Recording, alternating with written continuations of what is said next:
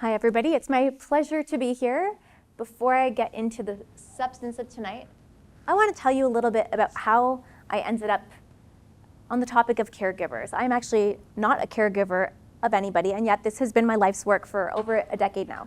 So a little bit of background of how I got here and what has led to this talk. So I wanted to be a health lawyer from the time I was 17. I was interested in law and bioethics. My path was health law, and I liked psychology, which made mental health law my passion from a very, very young age. In undergrad, mental health law. I wasn't sure that it was a real area of law, but that's how early I was heading down that path.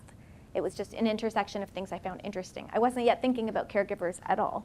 But then I was lucky enough to start working in health law, and as I went to Osgoode Hall Law School, and I did some placements, and I got a job at a health law firm in downtown Toronto. My clients were the hospitals. And during that time, I was advising hospitals and other healthcare institutions. I started to see that patients had lawyers, and doctors had lawyers, and hospitals had lawyers, and the family caregivers did not have lawyers. And several times I saw cases where I thought I would really like to say something helpful, and it would be inappropriate. My role was to advise the hospital. A few times I was asked to make referrals. People said, can you help this family? Their child is wherever, and they need help. And I said, I can't. Our clients are the hospitals. And then I was able to work actually at the Center for Addiction and Mental Health in their legal department for a few months in a placement for my articling position, which was very eye-opening. So my career really started on the hospital side, but through that it became so clear that somebody needed to act for the family caregivers. So I started my own law firm. I was only 26. I had only had a couple years of experience at that point, not too much, pretty early to go on your own as a lawyer. But I thought, if I don't do it, who else will? No one's done it yet. I didn't have kids, so it was a calculated risk.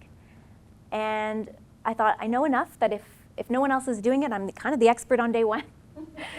So I went for it, and I started what I call family health law.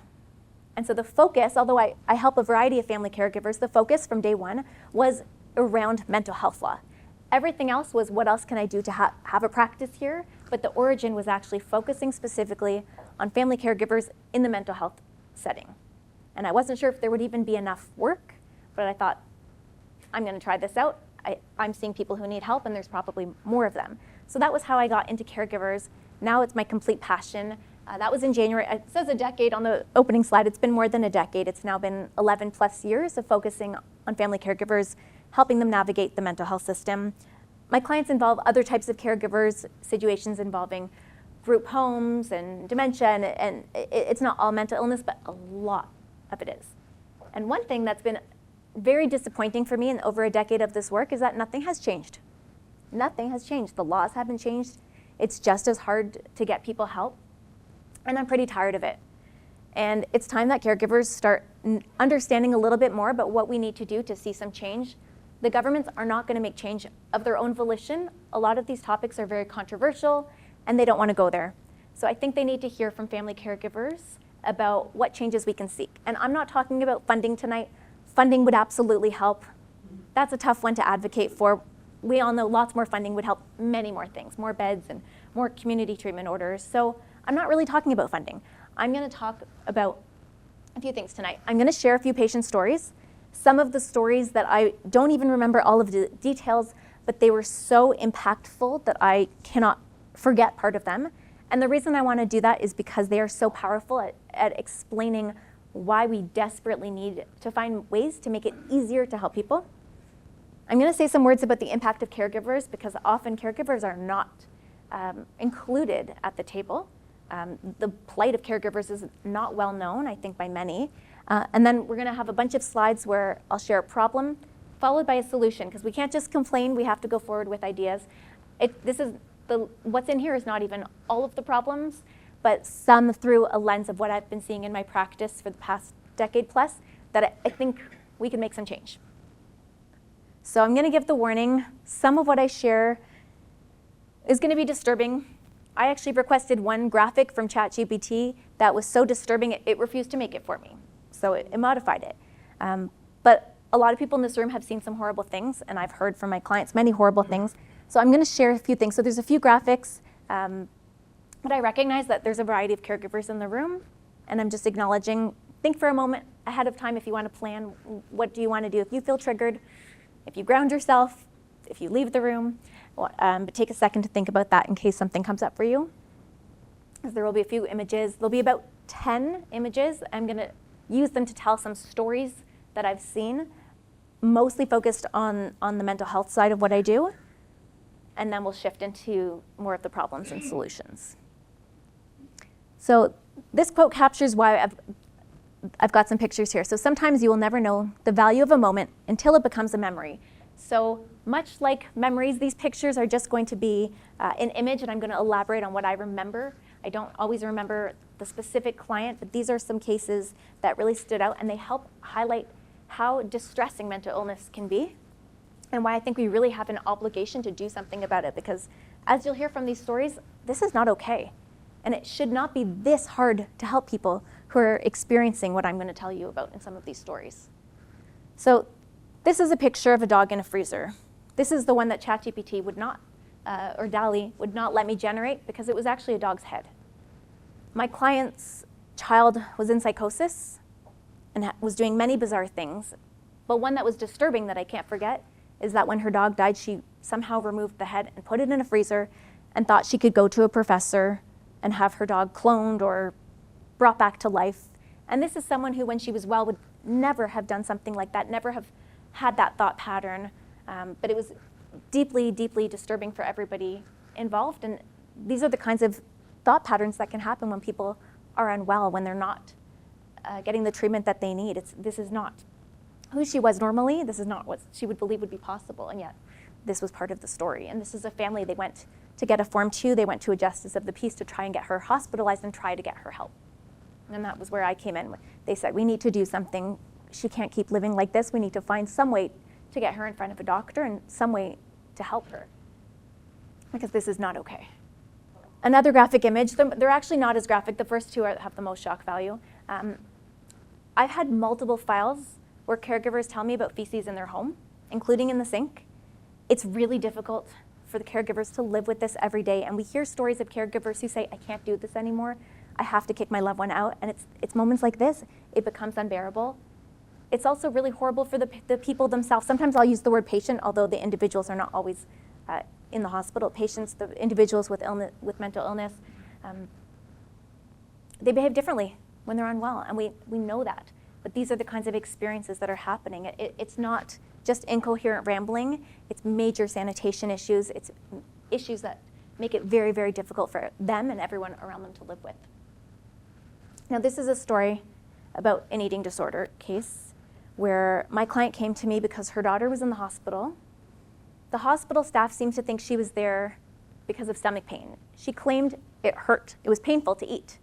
Maybe that was true. But also her daughter was struggling with addiction and had been pharmacy shopping and using lots of different drugs, legal drugs that she could get prescribed by multiple physicians. So from the hospital perspective, they thought they were treating pain. She went into the hospital at 95 pounds. When I was called, she was 75 pounds. So why was I called? Because my client was the mother saying the hospital is not listening to me. My daughter has an eating disorder. They're only listening to her. They're treating it like this is just about pain. But when she was at home, she had a device to help her eat, but not actually eat. She was consuming calories, and at home she would empty it out into the toilet. So she knows that she's removing calories that she's supposed to be consuming. And so I was able to help convey this to the hospital, because in the hospital she also had this set up. And my client needed to have them hear her. She needed to be able to say and be heard, she's lost 20 pounds under your care because she's removing this. She does not have insight. She has an eating disorder, and she's doing this at nighttime, and this is what happened at home, and they weren't listening. And it was terrifying to see how much weight she lost under hospital supervision. But when families aren't listened to, these are the kinds of things that can happen. The patient was misrepresenting what was really going on. So this is one case that I will always remember, because it's one I look back and think I played a role in saving her life, because we were able to get the doctors to really hear her, to change what they were doing, and she was able to get to a healthy weight, leave the hospital, and go on to university, and later thanked her mother for doing everything she did to save her life. So this case had a happy ending, but it's a huge illustration of what happens when families are not part of the conversation, and how vital the information is that families have, that the psychiatrists and others in the hospital need to hear to know the full story. So no person, by the way, is a client. All images are artificially generated. There's no client identities being revealed. multiple times, I've heard from caregivers about glass on the floor. The most recent one, my client's spouse was using drugs, which comes up often with certain illnesses that people who otherwise actually aren't always using drugs do begin. And he had drug paraphernalia, glass that was all over the floor. And my client said when he would get out of bed in the morning, he could not get out of bed. The first thing he had to do was put on shoes because of the amount of glass on the floor. And that's not the only case that I've heard like that.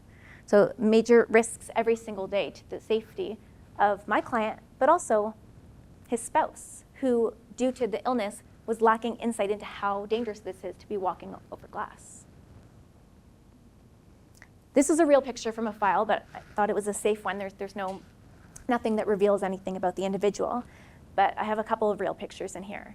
So this case came to me because my clients ended up seeking guardianship of property. So in Ontario, it's possible to become somebody's guardian who's an adult. Sometimes people need a guardian. The reason we were seeking guardianship of property, among others, was captured in this picture. An individual who was unwell, he'd stopped taking his medication. He lost the ability to organize himself and to make decisions about how to take care of his property. So when in the apartment where he lived, his water stopped working. Most of us would call a plumber. His family offered to pay for the plumber, so it wasn't a financial barrier. He didn't take them up on it, he didn't execute, so he would just go down to the gym bathroom to use the washroom, and he bathed using water jugs and buckets to essentially sponge bath for over a year. There were other things, of course, as well, but this is not quality of life for this individual who needed some help and really just needed a plumber, among some other things as well. But there were barriers to his family's ability to step in and arrange this for him, to enter his space and to make decisions about his property. I had lots of hoarding pictures to choose from, so I chose one. Hoarding comes up on a number of files as well. Again, this can be pretty intolerable for the people living here, and for the individual themselves, there's suffering that comes from living in a condition like this. And major, of course, sanitation issues, I think, I don't really even have to elaborate too much, but I think a picture can speak volumes, and there's many, many more that I have that look just like this in terms of the condition. And I just want to contrast what my clients usually tell me is this is not how the person is when they're well. This is what happens when they're unwell, when they stop taking their medication. Again, not a real person. Another case I will never forget, you might notice there's a few raccoons here. In this is one of the first cases I did. It was probably a year into my practice. In this case, my client was actually the patient.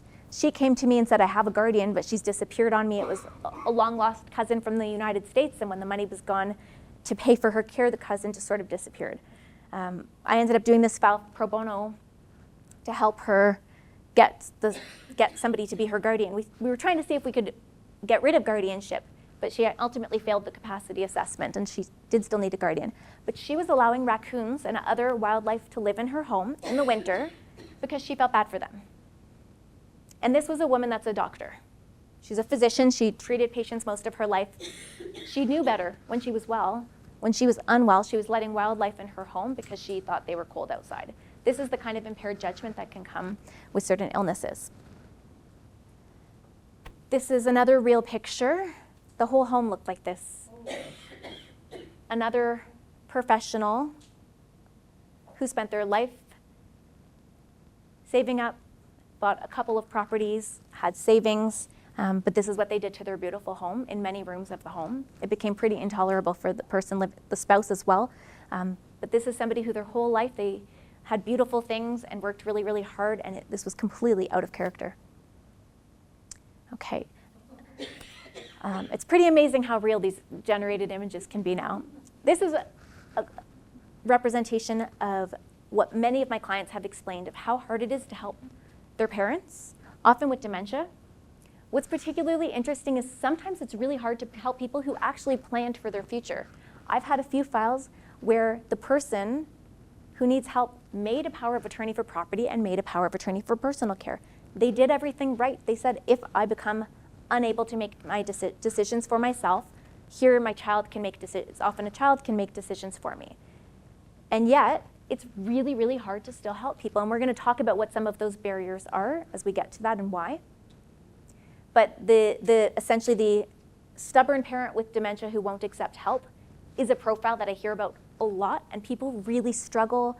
The parent won't open the door to care, they're resistant, And there's some things we can do about that, but it's just really interesting that even for individuals who take the steps to plan for their future, it becomes quite difficult to actually implement, even when there is a power of attorney.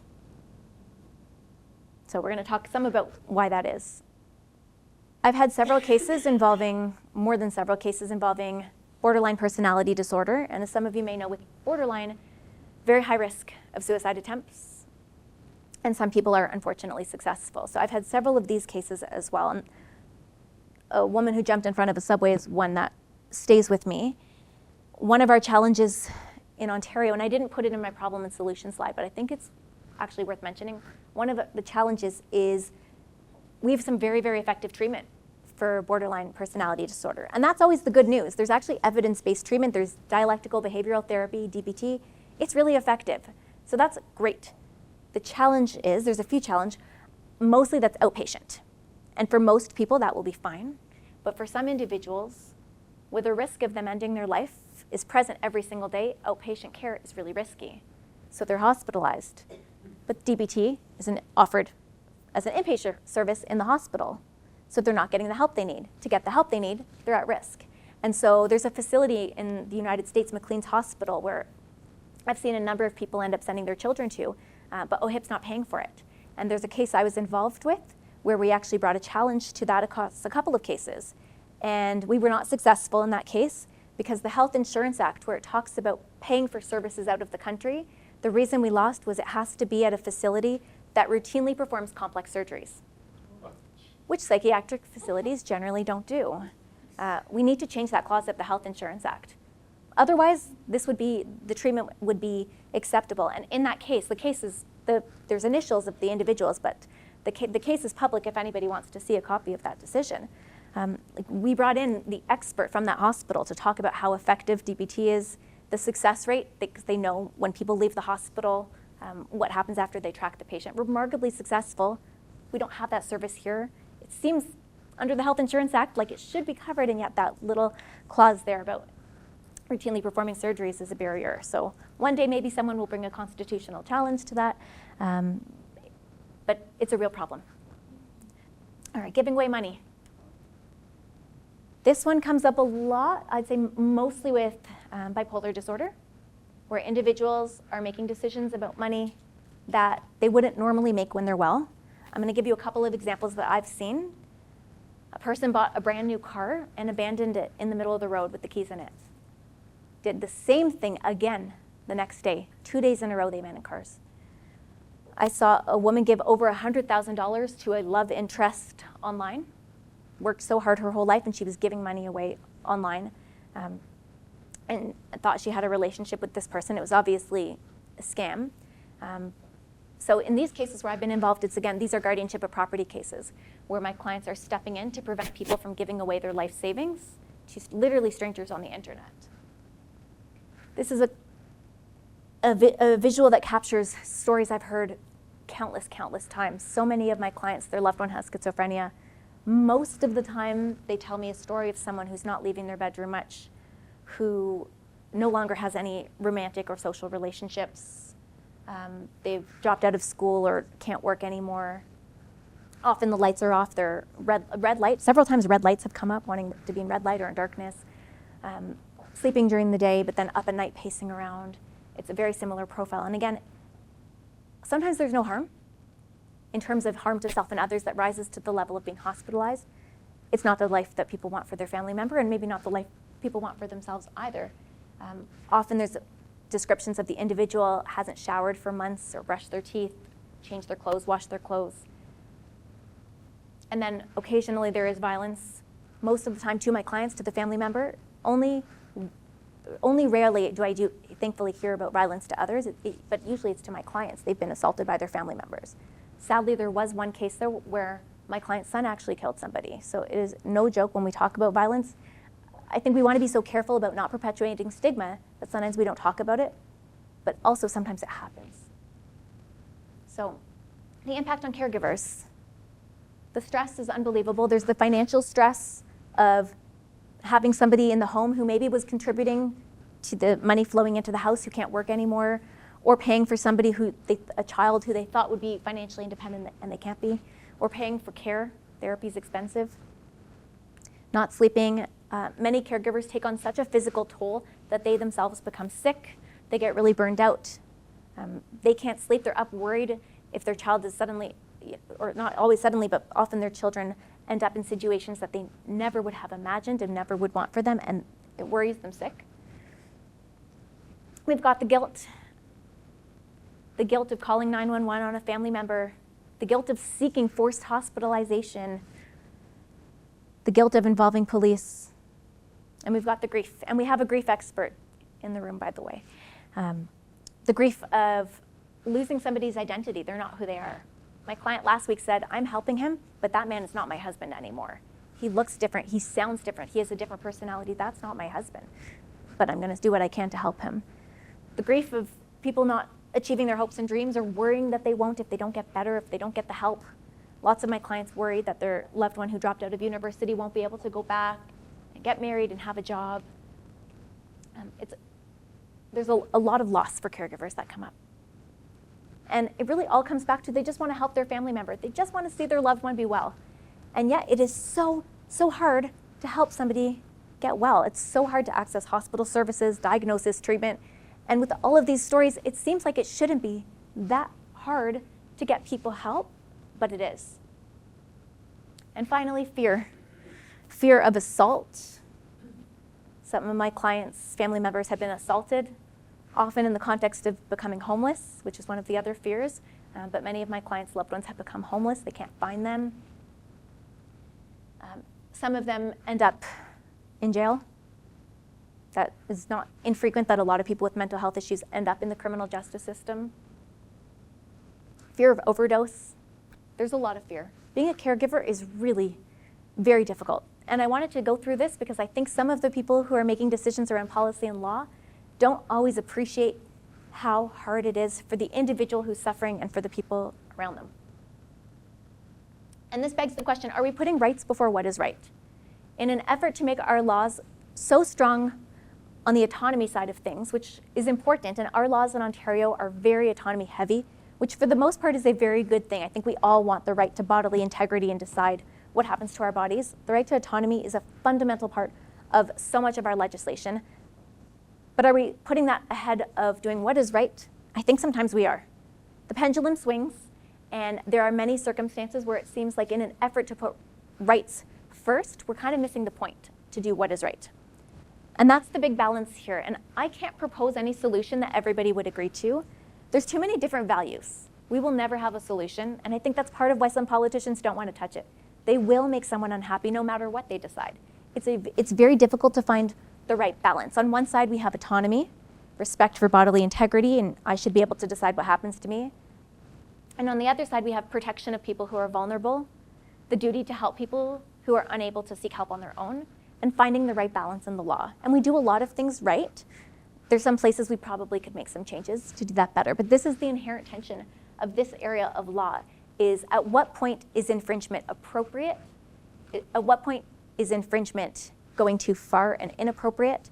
Like I said, I think there's going to be, I don't think we're going to really find consensus, but based on all the clients that come to me, sometimes we are not getting this balance quite right. And we are prioritizing rights to the point that we are allowing people to live with feces in their sink, to overdose, to injure others, and so forth.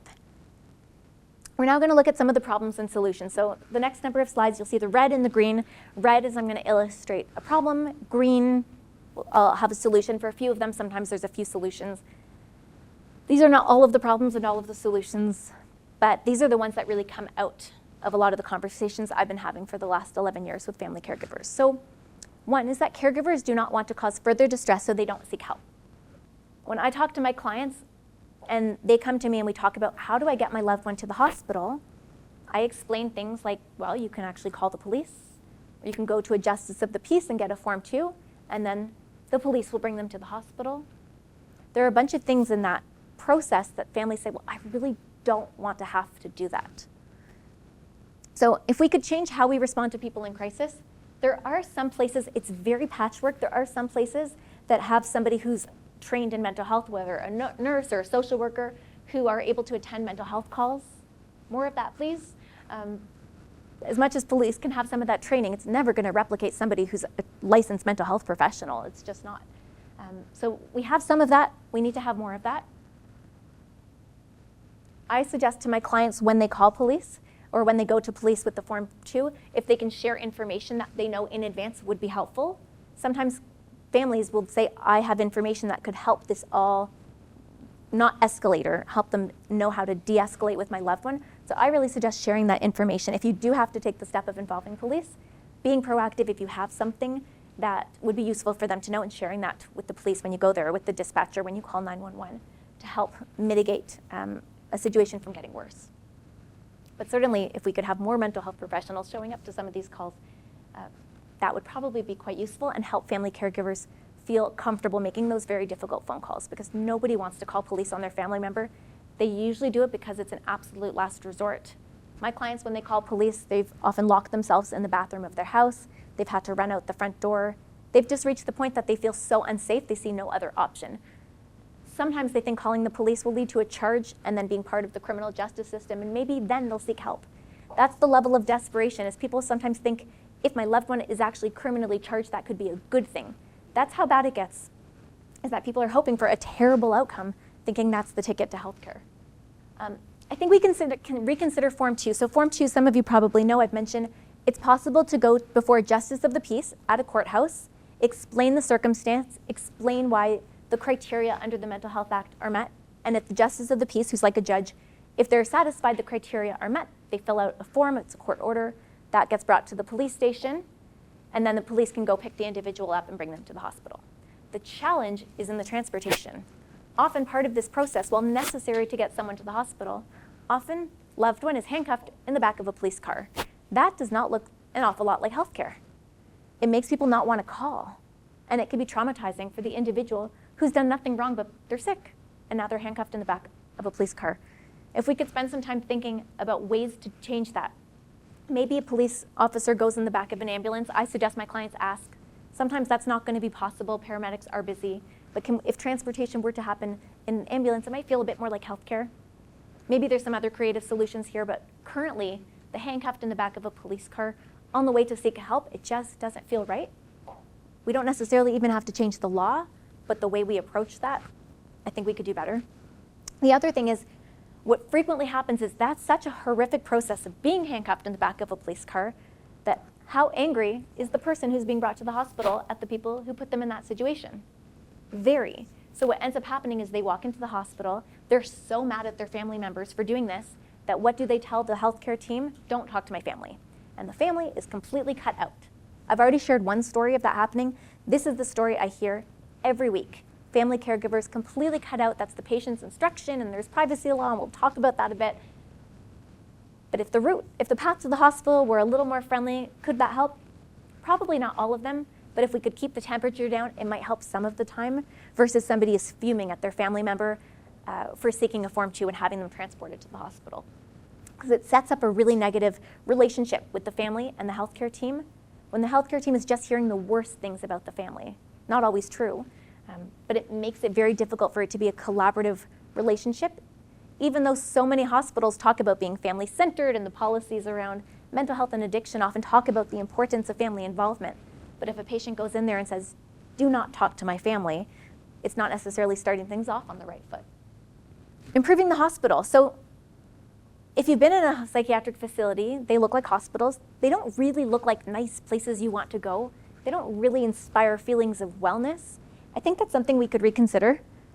There's going to be limits, of course. Hospitals have a tremendous responsibility to the patients to keep them safe. There are many objects that could potentially be used for somebody to hurt themselves or someone else. Hurt themselves or somebody else. But we could probably do better, whether it's murals on the wall. It's small, it wouldn't cost a lot, but they don't feel like nice places to be. And again, in terms of the reluctance of families actually seeking help, and for individuals seeking help for themselves, it's a small thing that we could probably do to make these places aesthetically nicer. And I'm not talking just about paint on the wall, I'm talking about access to fresh air. A lot of hospitals were designed long enough ago that the psychiatric facility doesn't have a way for patients to go outside and get fresh air on their own. They need somebody to go with them. Now, suddenly their access to fresh air or a cigarette break is tied to staff availability. So as new hospitals are or built over the years. Hopefully that will change, but the access to fresh air is a real issue. If somebody's going months without fresh air, I mean, they probably won't actually go months. Someone will take them outside, but it can be degrading to have to ask for that, and it's limiting, and fresh air is good for us, nature is good for us. There's small things in terms of the design that we could probably do better to make it better for everybody. And then counseling.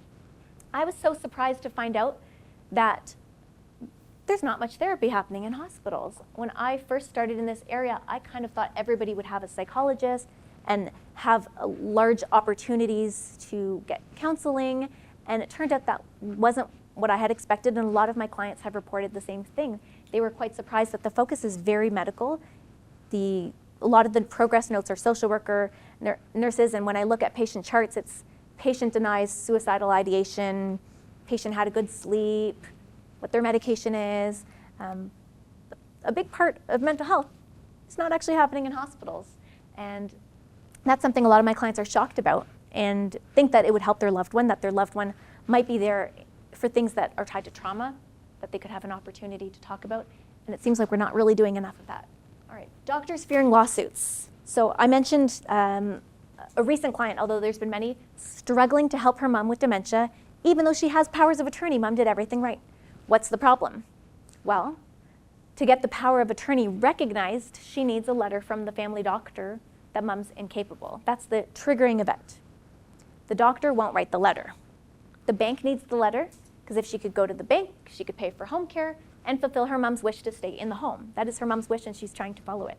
She can't access the money at the bank without the doctor's letter. She went to the family doctor. Sometimes the barrier is no family doctor, so who's even going to write this letter? You need a doctor's letter, but there's no doctor. There is a doctor. She said to my client, I know your mom's incapable. I don't want to write this letter. I'm afraid she'll sue me. Wrong answer. Wrong answer. And I'm hearing this more and more. This is actually a trend I'm noticing over the past close to a year, where there's obvious moments where a person would be found incapable, and I'm not seeing those findings of incapacity. And in trying to understand what's going on, it seems like doctors are worried about being sued. So what needs to happen? I think families need to be suing more. When there's bad things that happen, I do think families need to sue. And I hate to suggest that, but I think they do. This worked in other industries. The automobile industry became safer because of the lawsuits. Tobacco companies were sued. Things changed when there were lawsuits. My job isn't suing hospitals, by the way. This isn't a statement of self-interest. I don't do that work. I refer those out, and I have never received a penny for referring those out. My work is strategic, short-term, how do we get somebody help? But when there is a bad outcome, I do think people need to be bringing lawsuits. I think the risk analysis right now is not in the direction of how do I keep this patient safe? It's how do I prevent a lawsuit from this patient because I've infringed their rights. Even though legally, of course, they can only do things that are legal under the Mental Health Act, Healthcare Consent Act. There's certain infringements that are lawful. But the refusal to find a patient incapable, that woman right now with dementia, she's at home. She's very high risk. She has no support. Her daughter's not able to do certain things that she would be able to if she had power under the powers of attorney. Any day she's going to have a fall and end up in the hospital. And then she'll end up in long-term care, which is not where she wants to be. I received a phone call today, actually, somebody whose child died after being discharged from the hospital. And interesting, like, she wasn't looking to sue. She was looking for transparency. She was looking for other things. Mostly people aren't looking to sue anybody. They don't want money. They just want somebody to get help. So the pressure of lawsuits ultimately would be that cases where somebody is waving the flag saying, I'm worried my loved one is going to die or hurt somebody, those need to be taken seriously. And that's what I do when I'm advocating for clients. I'm often writing letters to doctors and hospitals saying, here's the risks. I am making a paper trail of what these risks are because the family has seen this before. They know what's going to happen. And I'm trying to make sure my clients are heard and we're flagging those risks to prevent the bad outcome. Because nobody wants to bring a lawsuit. They just want to see somebody get help. But I do think when there is a bad outcome, this needs to happen. All right. Another challenge. So we have a lot of very important patient rights. And I don't want to downplay those importance. They're here for a reason. There's a history in Canada of people with mental illness being treated terribly. And so we now have a lot of rights to help make sure that doesn't happen. And so I don't want to brush over the fact that we actually have a bunch of protections here for a very, very good reason. So the Consent and Capacity Board is a tribunal in Ontario. if a patient is found incapable of making their own treatment decisions, or they're hospitalized against their will, they're on a form under the Mental Health Act, they can legally challenge that. They don't just have to accept what their doctor says. They can go to a tribunal called the Consenting Capacity Board and have a hearing. A rights advisor will come talk to them in the hospital to let them know about that option, because how would somebody know? Rights advisor will tell them, a lawyer is assigned, and our law requires these hearings happen very quickly. The law talks about 7 days. These hearings happen very, very fast. So when there's this big infringement of liberty, the other side is rights advice, legal representation, very, very fast hearing. Because if the doctor got it wrong, they're free to go by the next week, or they're found capable. So we have these hearings. The challenge is for doctors, showing up and doing a hearing takes a lot of time and a lot of work. And it's tricky because on one hand, I can't say let's not do the hearings. They serve an important purpose. But one suggestion that's been made by others, but I think that there's some room to explore it, is if we were to make amendments to the law to reduce the frequency of hearings. So when it comes to somebody being found incapable of a treatment decision, they can appeal it.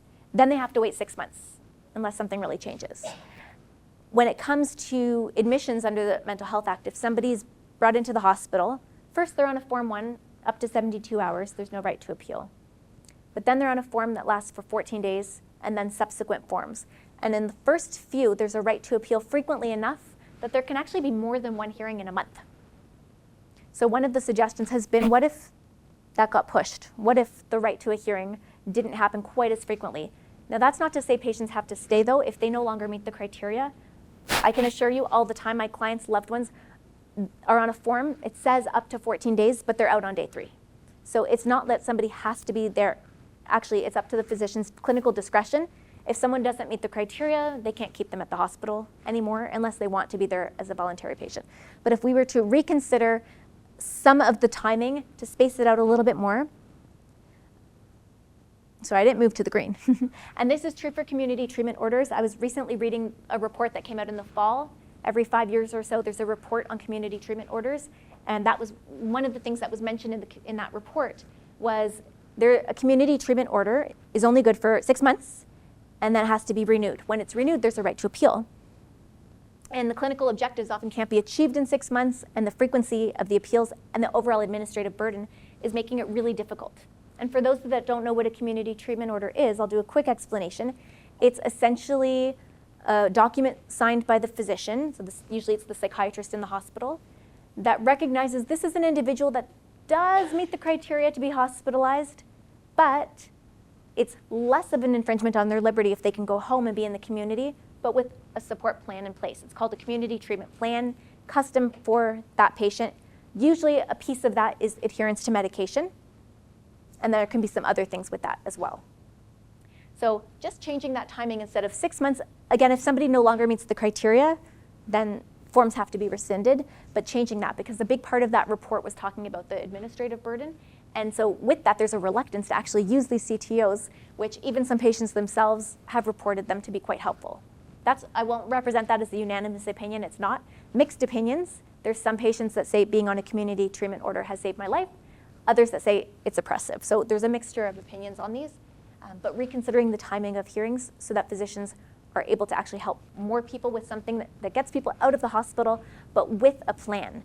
Because without a community treatment order, what I usually see is my clients tell me their family member was discharged with nothing, no plan, no follow-up appointments, nobody's monitoring the medication to see if it's working, and just out the door. So community treatment order is a way to actually have a plan. And I think a lot of people would be shocked to hear that, how frequently people are discharged in psychosis, no follow-up, no care provider, nothing. Hope this medication works for you. So CTOs have their place, but we could probably make a few tweaks to help. And certainly this is one place resources are flagged as an issue, but small things could maybe be done to help increase the availability so people don't have to be in the hospital if they could otherwise be eligible for a CTO. All right, treatment is delayed due to futile appeals. I know some people in this room have probably experienced this. So when a patient is found incapable of making a treatment decision, they have to be told that by the physician. They're given a form. A rights advisor comes and lets them know they have a right to challenge that at the Consenting Capacity Board. And if the Consenting Capacity Board agrees with the doctor, they can then appeal it to court. The challenge is in that window of time, treatment is not allowed to start. That's our law currently. But these appeals, when they go to court, they're not happening quickly. They're actually just sitting legally in limbo. Usually the patient's lawyer files that appeal, but then they're not running the file. They're actually not retained for the file. And even for someone that's really well, figuring out how to do an appeal through court would be an overwhelming process. But they're in the hospital and they're not well. So it just sits. So during that time, they can't be treated. And then the healthcare providers have an ethical conflict. We have someone in the hospital who we're not allowed to treat, but the bed is needed. Would it make sense to just discharge this person who we agree is at risk of harm to themselves or others? They meet the criteria, but we can't treat them. We're holding them here. Doesn't always feel ethical, and it doesn't seem like a great use of resources. So people are discharged while their files just sitting in the court system for 9 months. They're not getting care. And often there can be irreversible damage from not getting care. You can't always regain the level of functioning that people had. So this is a huge issue. There's an easy fix. Other provinces have already done it. Small change to the Healthcare Consent Act, and that is that if patients could be treated after the Consent and Capacity Board agrees with the physician. So the layers of rights there would be rights advice, legal advice, Consent and Capacity Board agrees with the physician, and any individual can make a prior capable wish. So when somebody is well, they could actually let their substitute decision maker know that they never want to take a certain medication, and the substitute decision maker would have to refuse the medication. So their wish could be followed if they're well and that's their wish not to be treated, just as anybody who's, when they're capable, can refuse treatment. That can also be respected. That is respected. The substitute decision maker is not bound by what they think is right. They can be bound by a prior capable wish. So we have many layers already, but this is an easy fix to the Healthcare Consent Act. And by the way, those appeals are never successful. People have gone back to look at how often are those decisions overturned? They're not. So they're mostly moot, and people are just stuck in psychosis for all that time, or discharged in psychosis at risk to themselves or others or both. All right, families are left in the dark. These words are on my homepage. So many families said, we read your website and we felt so seen. It is so common that families feel left in the dark all the time. And part of that is privacy law, and this is another tricky balance. Most of us would agree we would like our health information to be kept private, for good reason. The mental health context is very unique that way, though, because it's not quite the same when a patient is going home to their family who is their support system. And my clients say, okay, I don't know when my son is coming home. I would like to be there. I'd like to know. For some, it's about safety. He pushed me down the stairs. I don't know if I feel safe if he comes home. I'd like to know that he's better before he comes home, or he might not be allowed in my house. How can I evaluate if I'm safe if I don't know how he's doing? And I don't know when he's coming home, and I don't know if he's on treatment. Families being left in the dark is a huge, huge concern that comes up all the time. So what do we do about this? Because we do have privacy law, and it's really important.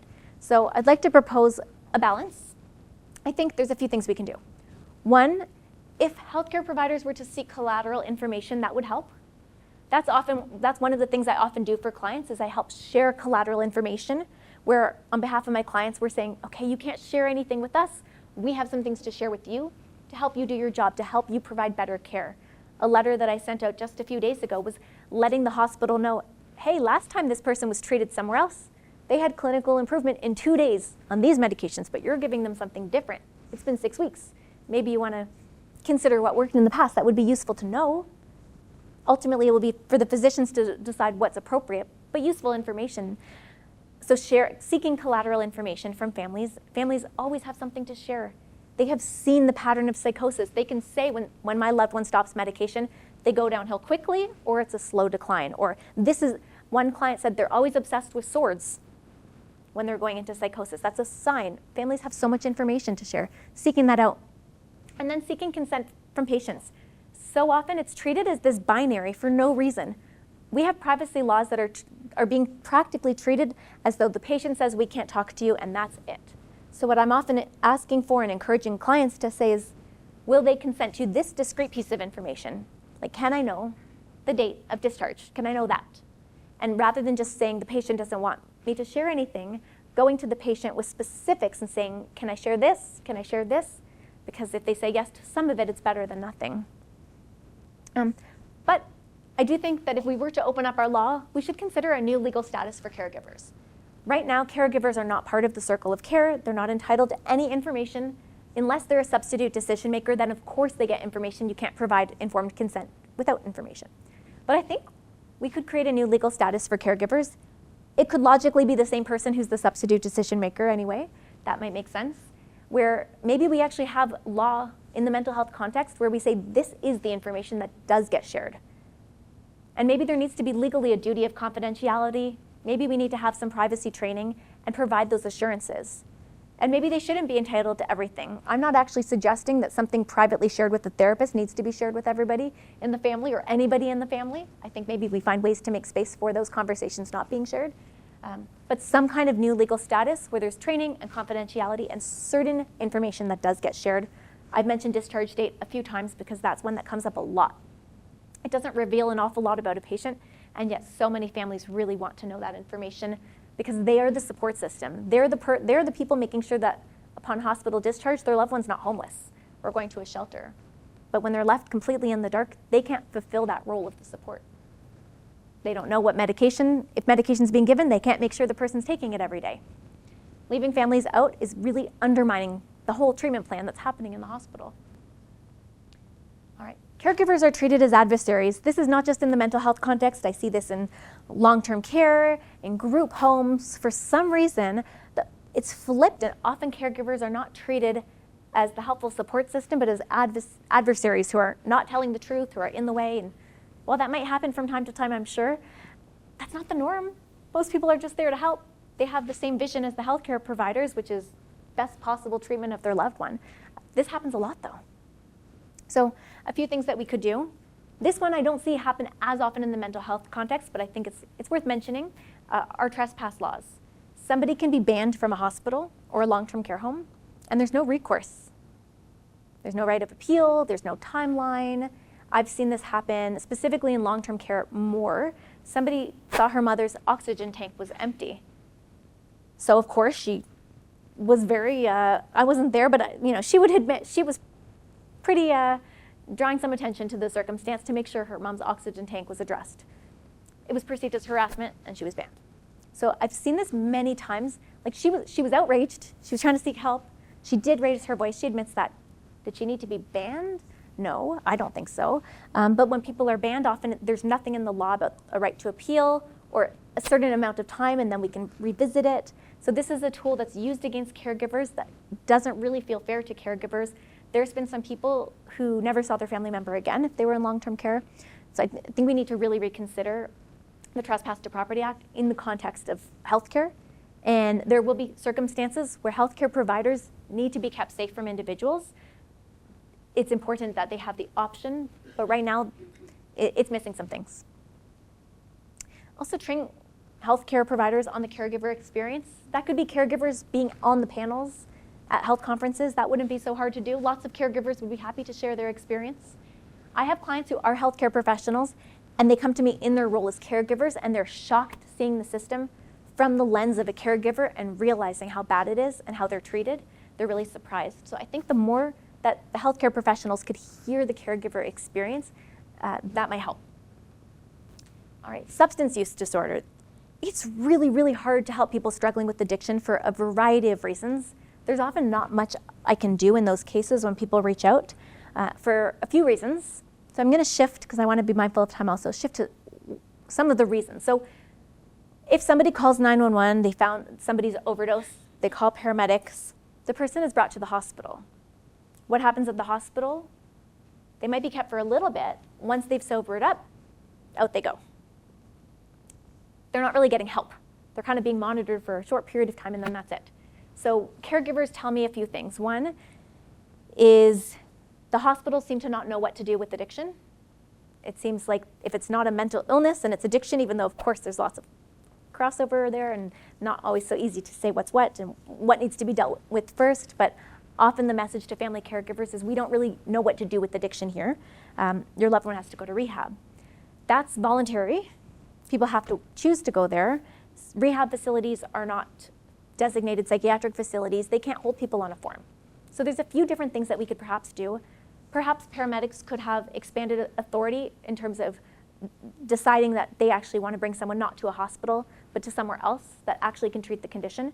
This was talked about a few years ago, but it hasn't come to fruition yet of paramedics being able to take people. You may have heard about it talking about urgent care centers and other places, but that could be one possibility is paramedics bring people to the place that provides the care, or expand the care that can be provided in hospitals. That might be easier said than done, but so many people have reported that the hospital doesn't know what to do with addiction. I've spoken to a couple of psychiatrists who focus on addiction, and what they've told me is just sobering up isn't enough. Some have said it can take 6 or 12 months for the brain to heal and for the person to be truly capable to have insight into their condition, and that just a few hours isn't really enough. And then one of the big complaints that I hear is with minors. When people say, how is it that we allow a 15-year-old to overdose? We're so focused on the 15-year-old's rights that there's nothing we can do as parents. How can this be?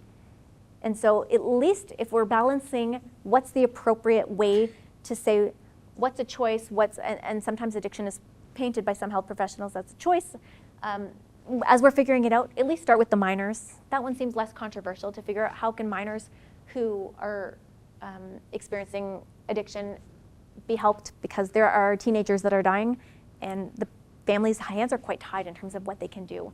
So if we were going to make some changes to the law, I would suggest at least considering minors. That seems like it should be less controversial, and it's just shocking that families aren't able to help these kids who are suffering. And finally, this is the last one. Family caregivers need to be at every table where decisions are being made. Every decision. They have a different perspective than patients, than doctors, than nurses. They see things differently. That could be about harm reduction. I have a client who's saying to her daughter, let me take you, let's get safe drugs. I have another who says we go there, but then she takes the drugs and she sells them.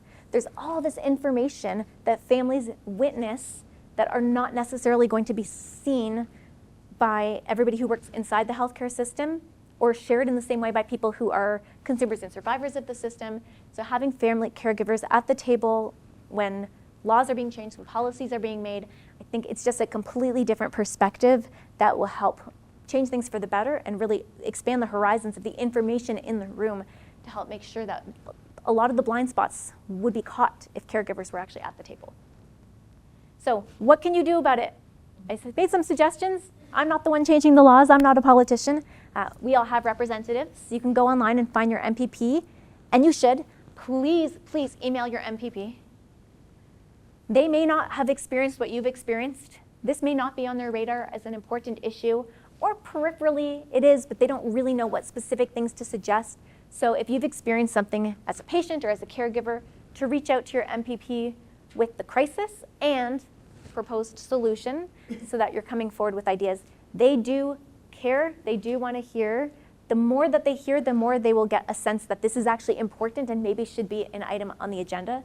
MPPs have so many priorities. How do they know what constituents want if they don't hear from them? So reach out to your MPP, let them know. You can also reach out to the Minister of Health. There's lots of other politicians, but certainly your own MPP, because you're the person who votes next time. It actually does matter. So I think if every single caregiver were to communicate with their MPP about the challenges and how hard it is to get help, and I know, again, some of that's funding, but there's other things we could do to still make it better. Truly, that makes a difference.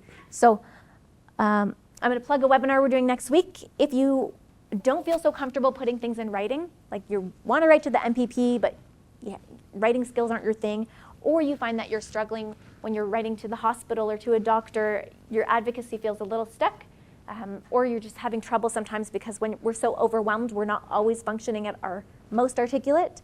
We're running a webinar next week about how to use artificial intelligence to help with your advocacy. So we're going to talk about all the different strategic ways you can use AI to help you in terms of how to brainstorm with it, how to proofread it, how to take the anger out of your communication, because it's often there, but it doesn't help us. So that's next week, and I'll just tell you, this is the last slide, and then we'll do questions. So all my contact information is here, but our main law firm website is familyhealthlaw.ca, but we actually have a different platform called kinkeeper.ca. Kinkeeper is a word. It was actually a summer student of mine a few years ago who came up with it. The kinkeeper, it's an anthropological term. It's the person who's the glue of the family, keeping everything together. They're the ones making sure the family is a family, they're hosting the dinners and all of that. And my clients, they are the kin keepers. So kinkeeper.ca is our platform that has online courses for family caregivers. So when we host webinars, it's through there, and there's online courses like a mental health law 101 for somebody who says, I just need to know more about this area in general. I think I need to be more educated about these forms and the act. We have a Form 2 course for anybody trying to navigate how to get a Form 2. You hear about it, but where do you go and what do you say and what are the mental health act criteria? Are you eligible? There's one on guardianship, so that might be a useful resource for some people to check out kinkeeper.ca. And that's the last slide, so I'm happy to take questions and urge you to please reach out to your MPP. It's very frustrating that I've been doing this work now over a decade and not seeing change, so if we all work together, maybe we can make some things happen. So thank you. What's the best way to compose a letter to my MPP? This is where I find artificial intelligence beautiful, AI. You can say in a very plain English kind of way, this is my experience, and now I want you to write a letter that sounds really good that I can send to my MPP. And that's the magic of it, why I'm really telling my clients, you've got to use AI. So the question was about how do you prove incapacity to make property decisions? You don't just go to the public guardian, it's a little more nuanced. So the first question would be, why are we seeking that finding of incapacity? There's a couple of reasons. One might be, do they have a power of attorney for property? And someone's trying to say, am I allowed to act under this thing? That would be one reason. Another would be, we want to seek guardianship of property. And there's different ways to approach guardianship of property. If somebody's in the community, we can see if they would agree to a capacity assessment. I would say that never happens in the context of mental illness. It happens with dementia or developmental disabilities, but when my clients have a loved one with mental illness, they're not agreeing to a capacity assessment in the community. So that doesn't happen. Actually, there's a section of the Mental Health Act that says forthwith upon admission that people are supposed to be assessed if they're incapable of managing property. That's a very useful section, because if that happens, that actually triggers guardianship, and that's where you mentioned the public guardian. That's where they come in. If they're found in the hospital to be incapable of managing property, that is transmitted to the public guardian. They become the guardian of property. If there's an existing power of attorney, then they see it and they step back. But otherwise, they're the guardian of property. A family member can then apply to replace them. And that's actually one thing that my clients often, I'm advocating for, is, hey, there's this section of the Mental Health Act, you are supposed to assess this person, and I don't think it happens all the time. But in the case where somebody bought a car and left it in the street and did it again the next day, I'm putting that in a letter to the hospital, reminding them that the Mental Health Act says they're supposed to do this, and then that's one really, really efficient way to seek guardianship of property, because the alternative is we go to court, and that it's expensive, it takes forever, and the bar is very, very high. I mean, for the most part, as it should be, guardianship is something that shouldn't be taken lightly, but I find it's quite difficult to get guardianship in the context of mental illness. So the way through the hospital is the most common way that I see that happen. The other part is guardianship or power of attorney for personal care. That's different. It's a longer answer, so the short version is, most of the time people are going to be their loved one's substitute decision maker, and they often don't need to be guardian of the person at all, so they don't need a capacity assessment. I can say more about that if people want to hear about that. I also have a YouTube video about that, so feel free to reach out. I can tell you more, send you a link to that YouTube video, and there's some KinKeeper resources about who's the substitute decision maker, but it's automatic, so you don't need to go seek out a formal assessment. How do I become appointed as a substitute decision maker? Often you are already the substitute decision maker, you don't need to be appointed. If they're incapable. So the metaphor that I always give with substitute decision making is a sports metaphor, is the substitute decision maker is on the bench, and they can be called in, and then they go back, and it's fluid. There's no legal piece of paper to be a substitute decision maker. There can be powers of attorney, guardianship, but actually for most people, they don't have power of attorney or guardianship. It's automatic. What people need to figure out is, who's the substitute decision maker? That's pretty easy. The Healthcare Consent Act has a list. Guardian of the person, power of attorney for personal care, and I'm doing this, it's a hierarchy. Appointed by the Consent and Capacity Board, spouse or partner, with an asterisk about who counts, child who's 16 plus or otherwise parents or both, parent with the right of access, siblings, any other relative, public guardian, and trustee. automatic. So often there's no need to do anything. Sometimes what we have to do, like in the eating disorder case that I mentioned with that young woman, is advocate that the hospital actually think about, is this patient capable? Because once they're found incapable, now they turn to the substitute decision maker. Now they can share information with the substitute decision maker. But patients are presumed capable. That's the starting point in the law. So sometimes some advocacy is required to wave those flags and say, not so sure they are capable based on all of these things. And it's ultimately the discretion of the health professionals, but sometimes some information sharing helps them see what the family sees. Do I need a letter from a family doctor to define capability? Always depends. So the letter from the family doctor, that's because under a power of attorney, somebody can actually say, I'm considered incapable when, and they can actually craft for themselves the conditions that they want for it to be triggered. So somebody could make a power of attorney and say, I don't want this to be exercised on my behalf unless my family doctor says I'm incapable, or there's two medical opinions.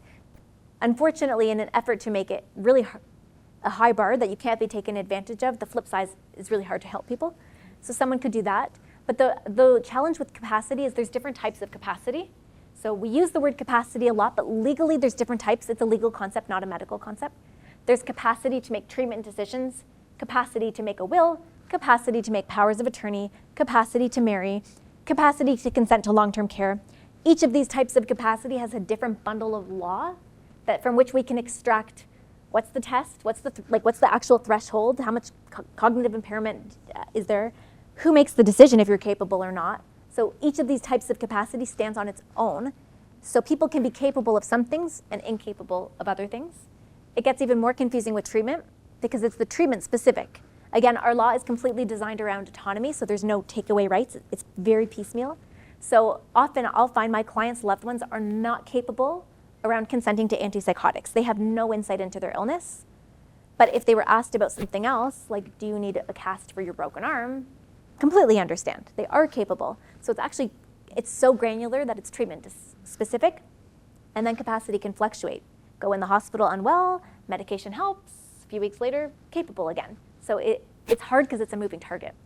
And it's all based on what's the specific decision. So whenever anybody talks about capacity, the question to always ask is capacity about which context, because that completely changes the conversation. What is a capacity assessor?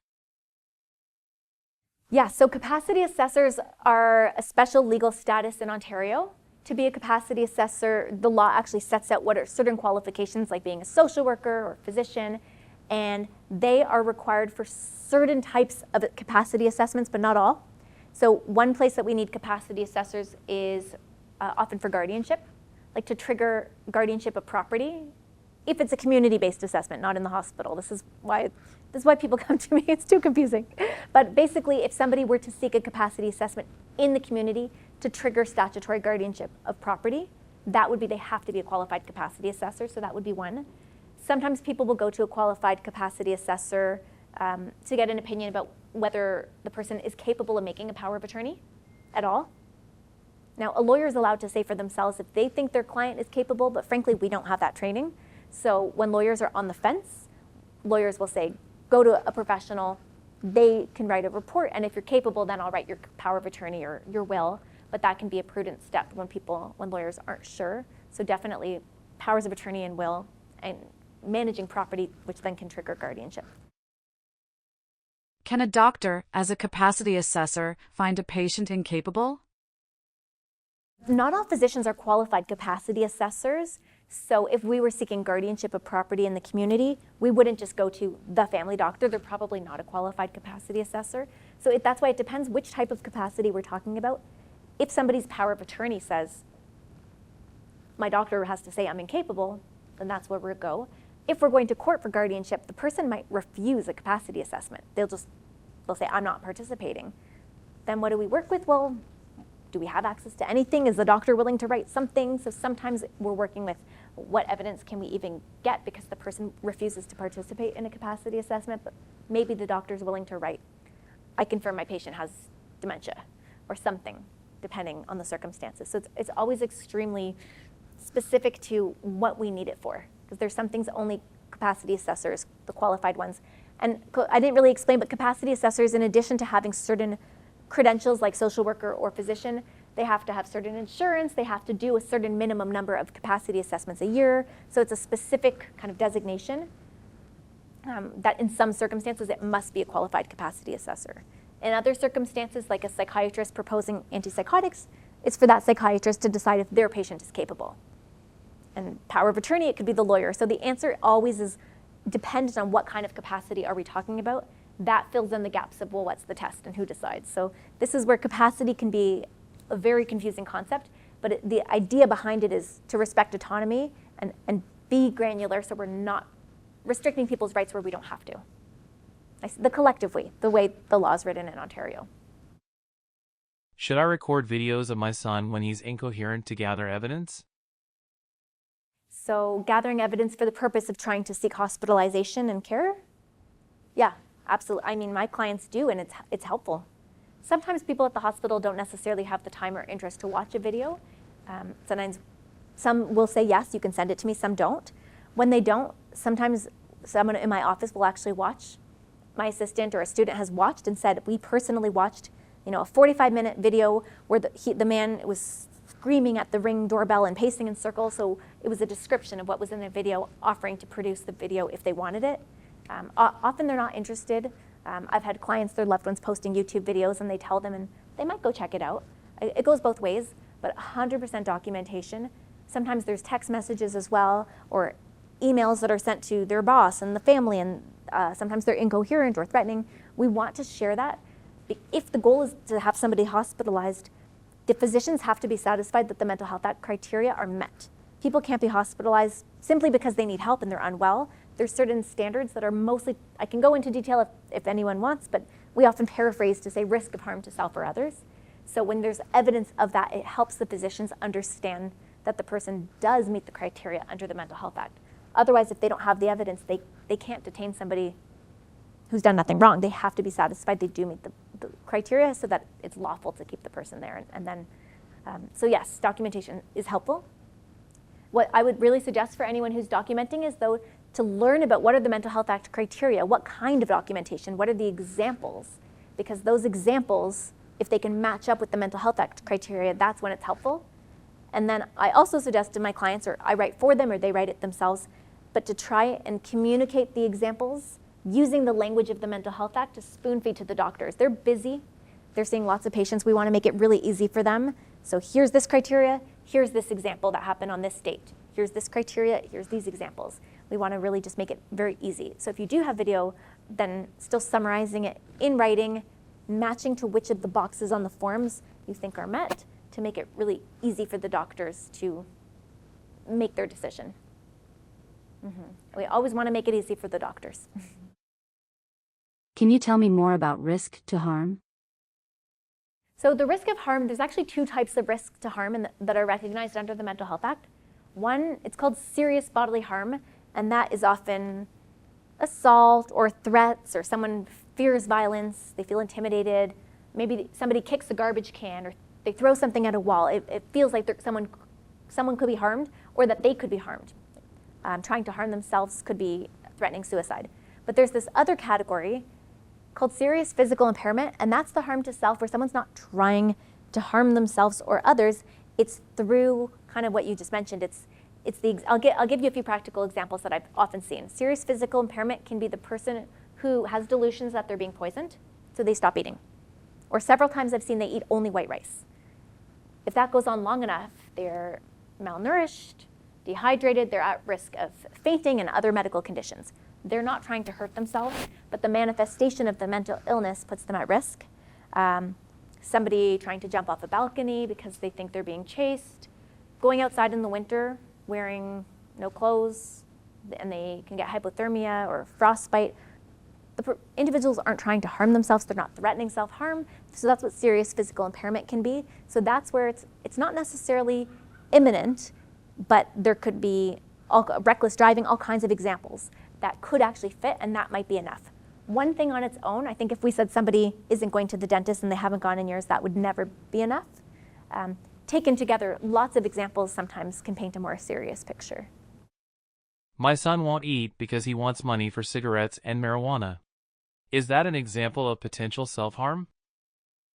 So that would be the kind of thing, it would be one example among others that would probably be needed to actually get to hospitalized. I can't really see a physician saying on their own, but if there was accompanied significant weight loss, I do find that when my clients explain the weight loss, physicians are listening. They're interested to hear about rapid weight loss in a short amount of time for not some other reasonable explanation, but linked to the mental disorder.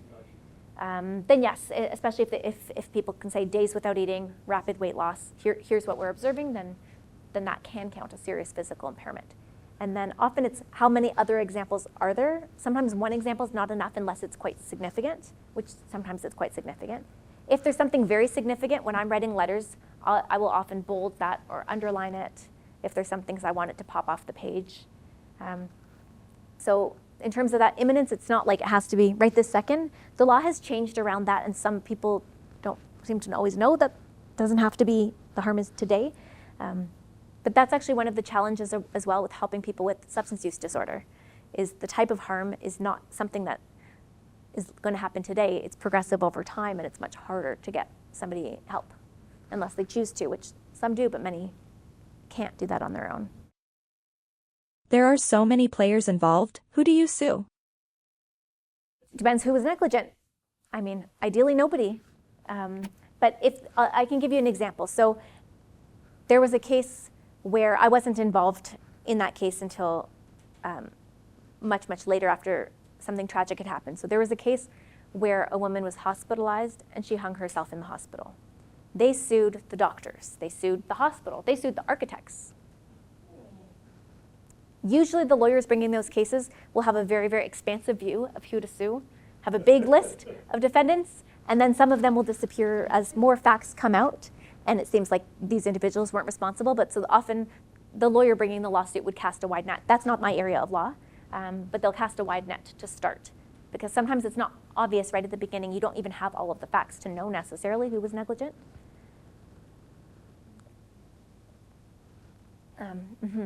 But often what I want to do is I want them to be worried about negligence because we don't want a bad outcome.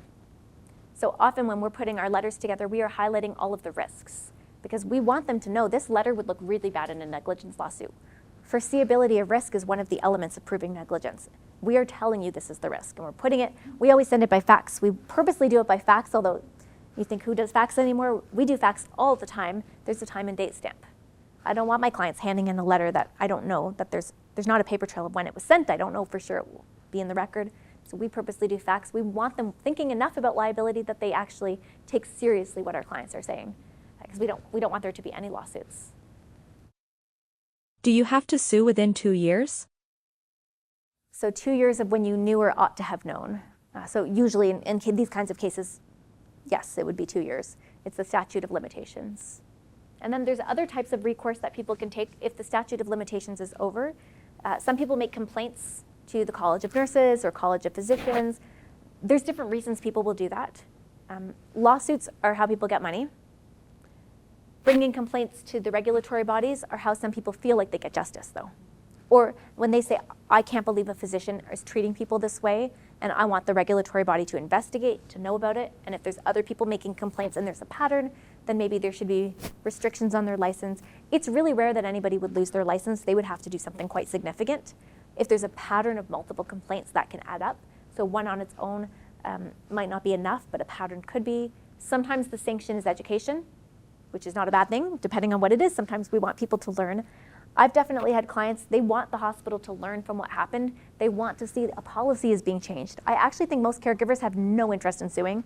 They want their loved one better, and if there's a bad outcome, they want to see that the hospital has actually learned and no one else is going to go through this. And I think hospitals could actually avoid lawsuits if they did a better job listening to families and showing them that they are actually doing something to prevent that from happening again. I think that they would avoid complaints to the college and avoid, but when the attitude is dismissive, then people feel angry and they want to know change will happen. They want to feel heard. Some people will also pursue inquests if there's a death. Then that's where a coroner does an investigation. Again, the outcome isn't money, but it's an exploration into what happened and why and what can be learned to prevent a similar tragedy from happening. So there's different avenues depending on what people's strategies are. What can be done to bring families into social care? So that would be an uphill battle. I think we need to start talking about it now because I think it will be such an uphill battle. It's years away if we can make it happen.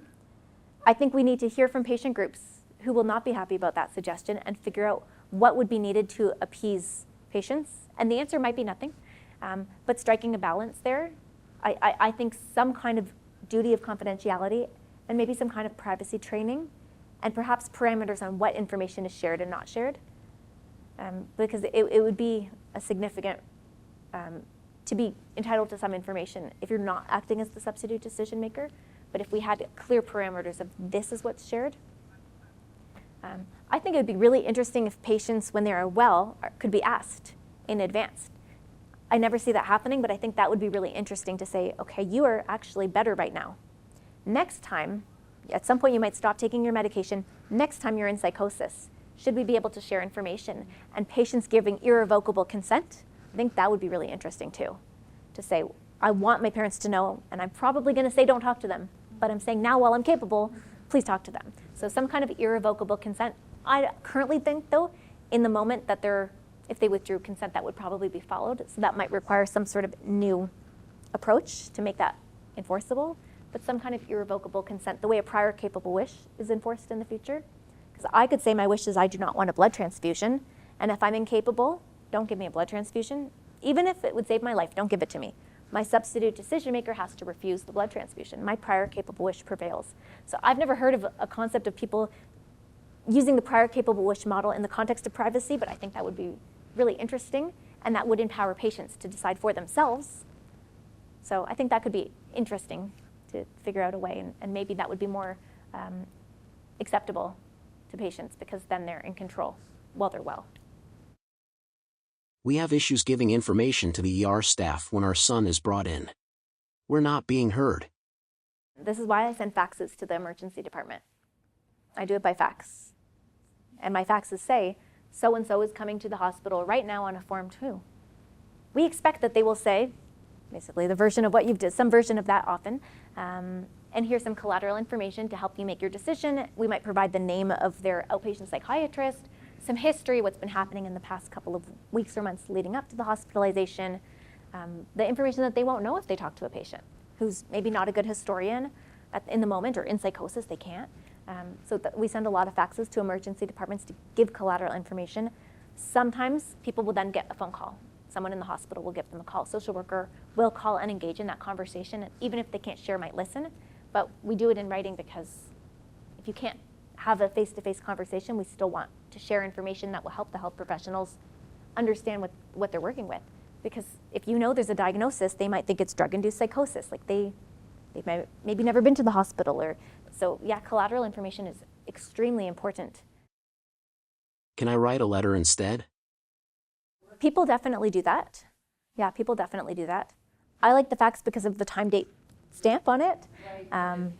But people do write letters like that, yeah. The other thing is when people do a Form 2, they often will go to a justice of the peace, write a lot out, and they expect that information will make its way to the psychiatrist, and it does not. And I've actually spoken to psychiatrists who say, we would like to see that information. It doesn't make its way to us. Somewhere between justice of the peace and going to the police officers, the information doesn't always make it, and people assume it does. But I would say it's safer to assume the psychiatrist is only getting what they're hearing and observing from the patient.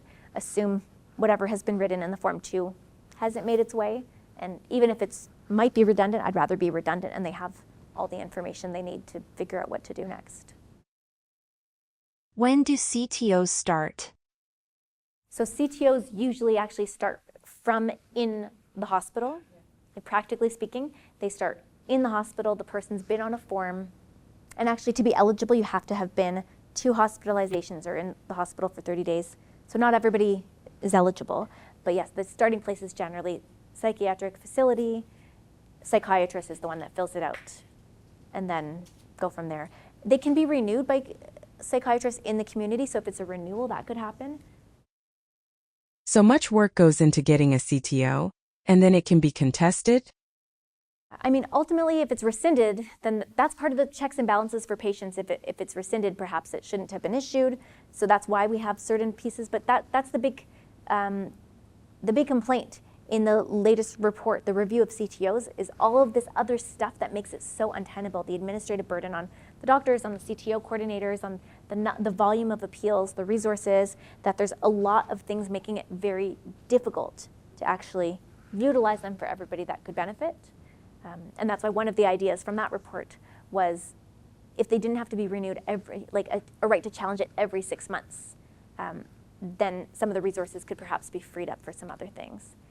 But yes, there is a right to challenge a CTO if a substitute, because it can be a substitute decision maker consenting and a patient doesn't agree. But the alternative to a CTO is often continued hospitalization. So yeah, I think you might find that report interesting to read actually, but I think we have to explore what are the small tweaks that we can do to make things work better. Dramatic changes definitely won't happen overnight. Even the small ones we have to fight for. Like nothing's changed in over a decade really. But there's probably small things that we can do to make that process, and at least changing the frequency. So if there is going to be a right to appeal, let it last for a little bit longer before the next appeal. One of the other big criticisms is the lack of discharge planning. So if the CTO is rescinded or it expires at 6 months and the doctor didn't yet have a chance to renew it, but then there's no discharge plan, it's just suddenly all the care drops off. And that's not usually so good. What is the criteria for a CTO? So there's certain criteria to even be eligible for a community treatment order. So the Mental Health Act lays out the purpose actually. It's language that's a little different. It looks a little bit less like what we normally see in law, but it explains the purpose of it. And it's essentially because it's less of an infringement on somebody's liberty. And then to be eligible, there has to have been, they have to basically meet the criteria to be on a form. And then a certain number of hospital admissions or length of time in the hospital. But it's essentially, this person actually meets the criteria to be detained on a form. But if there's a community treatment plan that's realistic that the person can actually follow, and we're not setting them up for failure, that they can follow, then the alternative is a community treatment order. The power of the community treatment order is the person, if they stop, say, showing up to their appointments, they can be brought back to hospital without having to go get a Form 2. Even that, sometimes people have to fight for that, though. They have to say to the doctor, they're not doing this, and aren't you supposed to do something now? I think that's what the CTO is for. Caregivers really don't get a break. They're fighting for everything, even when it's in the law. Do police honor the CTO? Yeah, so there's some things that we have these legal tools where the law doesn't even need to necessarily change. It might be the education of the people implementing needs to change. And then when it comes to police, one of the other challenges that they have, which is not necessarily a bad thing because the laws flip for reasons, but they're limited of when they can bring someone to the hospital. It's a pretty high bar. And it says they can, but only if it would be dangerous, essentially, for somebody to wait and go get a Form 2. So the level of crisis has to be quite high for them to have the authority to bring somebody to the hospital. It's good they can bring them to the hospital and treat it as a mental health situation, not a criminal matter, but the bar is high. Is the use of handcuffs defined in the Mental Health Act? Yeah, I don't think that word is in there. The tricky balance is there are many people that is completely unnecessary for, and the police have no idea which ones it is. I was recently involved in a case where I actually said to the family, just let the police know in advance that he's harmless. He's in crisis, but he's harmless. That they don't have to worry, just to try to make sure that they could come in knowing it could be de-escalated. So that information was shared. Well, for the first time ever, this individual ran to a balcony. They tackled him and he didn't get hurt. It became like a physical fight. They ended up fighting him because he was fighting them and they were trying to prevent him. But the family actually warned them because that had never happened before. So it's really hard. I don't want to discount the police brutality that we know also happens, and people are worried about their loved ones being harmed when they shouldn't be. And, because I think it's nuanced, the and is there are cases where there's also a real risk to officers and they don't know. So that's where the handcuff doesn't really feel great. It doesn't feel like a great solution, and I think we need to explore what are the ways, and obviously police need to be part of that, figuring out what's the solution. They're the ones that have authority to detain, though. Paramedics don't have that authority. They can't, paramedics can't apprehend somebody. Legally, that's not their power. So there has to be a police officer for the apprehension part. But could we find ways to make it feel more humane? We put a man on the moon. I feel like we could figure out a way to improve that process. It doesn't seem like rocket science to make it better than what we have now. Thank you. Thank you so much for coming. All right. Thank you very much.